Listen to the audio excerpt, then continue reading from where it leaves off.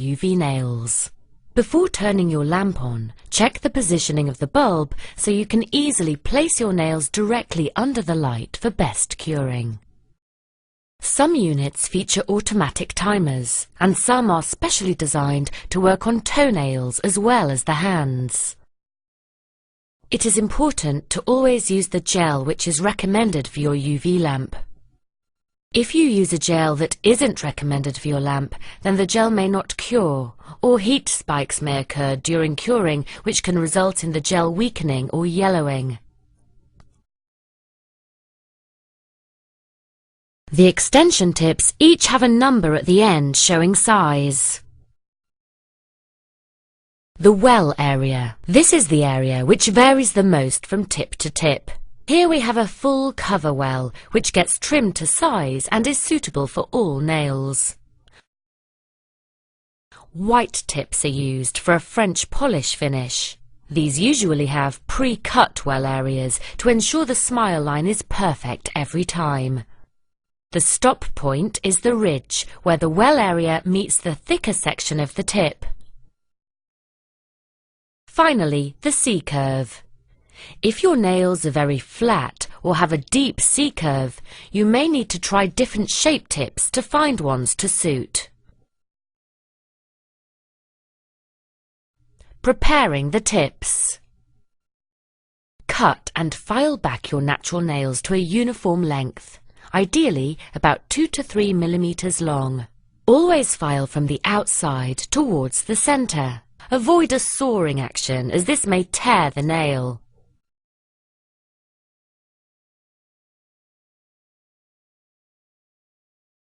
Choosing the correct nail extension tip for each finger is very important. The tip should not be too small. It is actually better to choose a tip extension which is slightly wider than the natural nail, and file it down to fit rather than work with one that is too small.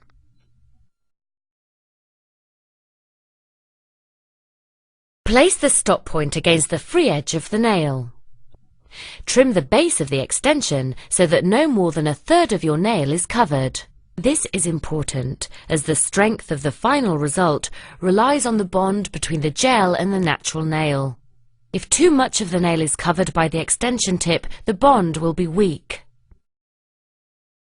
Neaten up the edges of each extension once it has been trimmed, and if necessary, pre-blend the edge with a grit file so that the well area is thin and tapers to the end.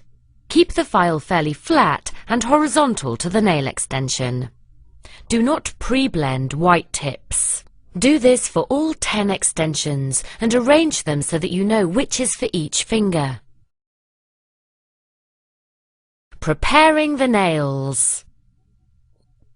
Remove any existing nail polish with a polish remover and wash and dry hands thoroughly.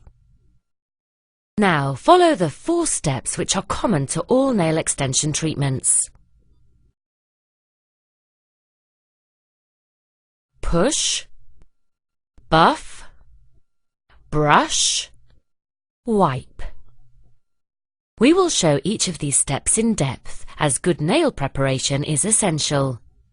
You will find it easier to work on one hand at a time. Push. Using a hoof or orange stick, very gently push back the cuticle and remove any residual skin on the nail plate. Be very thorough. The dead skin must be removed, as it will cause the gel to lift.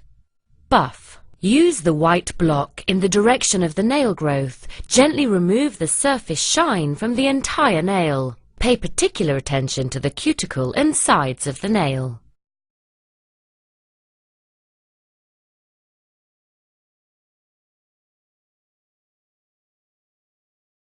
Brush. Brush away any dust. Wipe. Wipe finishing wipe or nail prep over the entire nail surface, including the cuticle area, to remove all surface oils. If you accidentally touch the nail surface with your fingers at any point after this, you must re-wipe the nail plate. Applying the nail extension tips. Apply a thin line of nail glue onto the well of the tip. Tap the tip sharply to remove any excess glue. Hold the tip at an angle to the nail plate.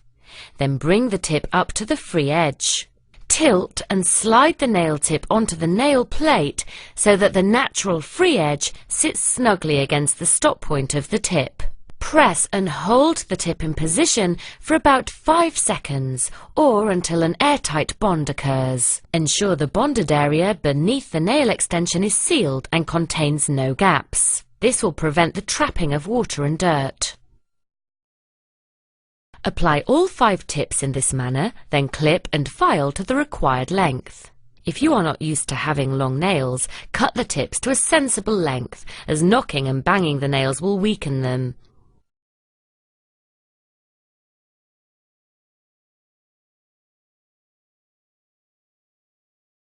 If your tips have been pre-blended correctly, you can conceal the seam by simply buffing over lightly with the white sanding block until the seam is barely visible.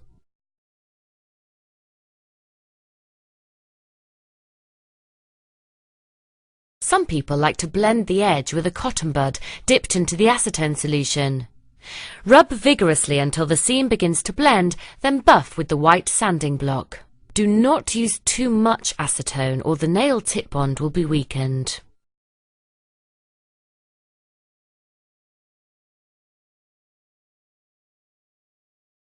Neaten the sides of the nail extension using the file so they are straight, and remove any wings but do not overfile. Repeat for each nail.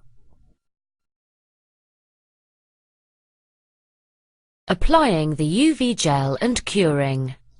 Brush one very thin coat of primer lightly over each nail. Wait for a minute or so for the primer to dry.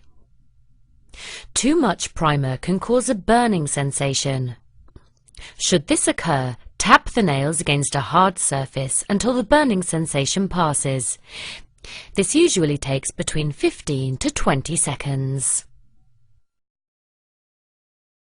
Scoop a small amount of gel and apply a thin coat to the surface in the same manner as you would nail polish. Always leave a 1 mm gap from the cuticle and work towards the free edge. Finish off by brushing across the free edge of the extension tip. Do not allow gel to touch the nail bed or cuticles. If gel accidentally comes into contact with the skin, remove using a cotton bud dipped in finishing wipe. Repeat this process only on the nails on the fingers. Leave the thumbs to treat separately.